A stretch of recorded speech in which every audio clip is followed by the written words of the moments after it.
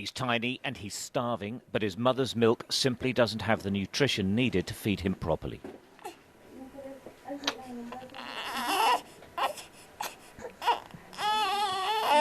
Jason Gasol is 2 months old and weighs just 5.5 pounds.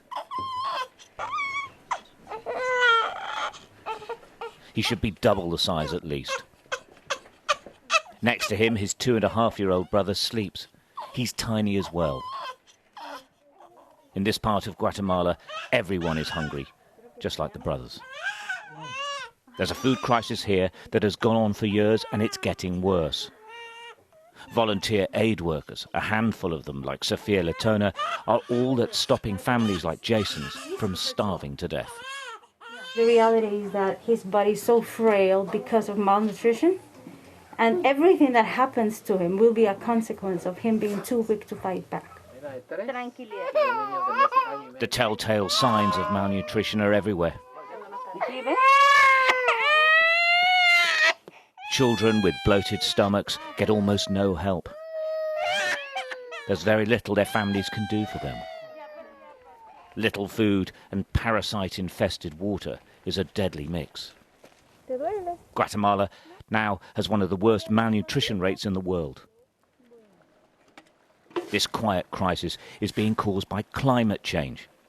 The weather is now so variable, growing enough food has become all but impossible. This is called the Dry Corridor. It stretches through the Central American countries of El Salvador, Honduras, Nicaragua, and here in eastern Guatemala. Crops wither in blistering sunshine after being lashed with unseasonal rains. Sophia is checking on a mother who is due to give birth.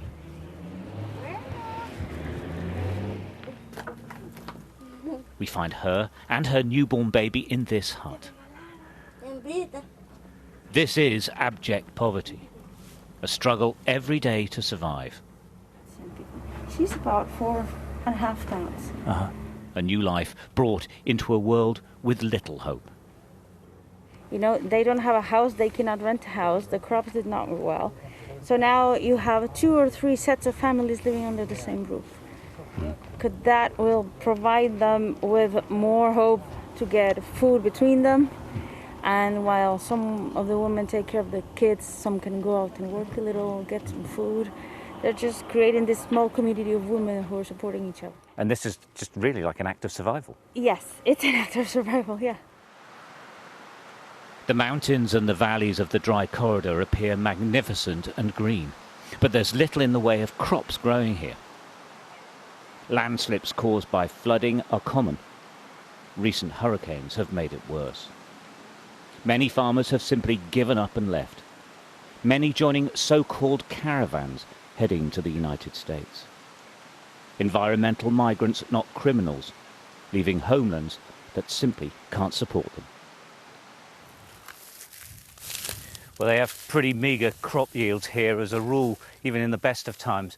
But now a combination of no rain, intense heat, and a hurricane means that 100% of the local crop has been destroyed. They will get nothing this year.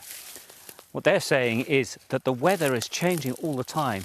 There's absolutely no guarantee when the rains will come, when the right sun will be there, and then of course they're getting these wild weather in the shape of a hurricane.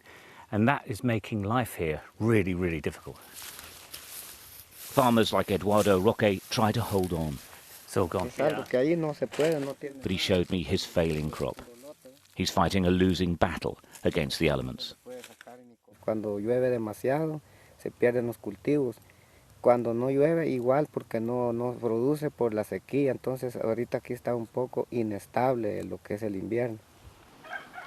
These mountain communities are all desperately poor, all lacking in proper food and water. But they share another trait. There are virtually no men. They've left to find work to feed their families, and many never return. Many of these children are likely to find themselves environmental migrants as well, born into an environment that can't sustain them. Stuart Ramsay, Sky News, Guatemala.